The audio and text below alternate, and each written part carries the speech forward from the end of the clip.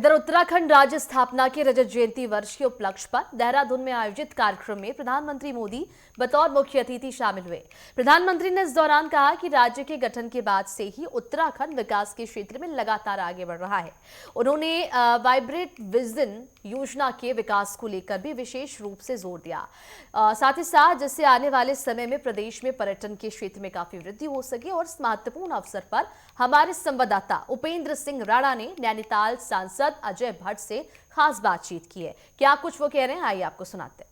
आज रजत जयंती वर्ष था और जिस तरीके से स्थापना दिवस पर प्रधानमंत्री नरेंद्र मोदी यहां पर पहुंचे हुए थे। हमारे साथ सांसद अजय भट्ट जी मौजूद हैं। सर, जिस तरीके से प्रधानमंत्री जी आए, उन्होंने हर पहलुओं को छुआ और जिस तरीके से कहा कि जो बजट उत्तराखंड का शुरुआती समय पे था, आज वो बजट जो है वो ऊपर बढ़ चुका है और विकास के नए आयाम जो है उत्तराखंड छू रहा है। कैसे प्रधानमंत्री जी ने एक एक बात सही कही। हम जब उत्तराखंड राज्य बना या आंदोलन हुआ, उसके चश्मदीद गवाह हैं। राज्य बनने पर मैं पहला स्वास्थ्य मंत्री और आपको पता है कि डिजास्टर मैनेजमेंट मंत्री, कई 7-8 डिपार्टमेंट हमको दिए थे। तो उसमें वास्तव में 4,000 करोड़ रुपए का बजट था उस समय। आज 1 लाख करोड़ रुपए को 25 सालों में हम क्रॉस कर रहे हैं। हम कृषि में आगे बढ़ रहे हैं, हम हर घर नल में जल में आगे बढ़ रहे हैं, हम कनेक्टिविटी में आगे बढ़ रहे हैं, एयर कनेक्टिविटी में आगे बढ़ रहे हैं।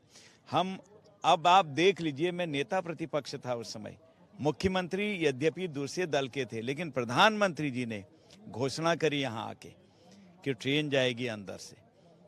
हमारी सरकार थी केंद्र में, यहाँ दूसरी सरकार थी।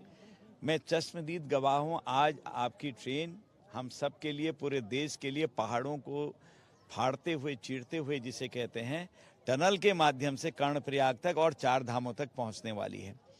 आज हेलीकॉप्टर, जगह जगह कनेक्टिविटी हो गई है हमारी। जहाज कम से कम 2 दर्जन 2.5 दर्जन से ज़्यादा जहाज आज देहरादून में चल रहे हैं। एक समय ये था कि हमको एक जहाज चलाना मुश्किल होता था, उसका किराया अगर जिस दिन पूरे पैसेंजर नहीं आए तो सरकार देती थी।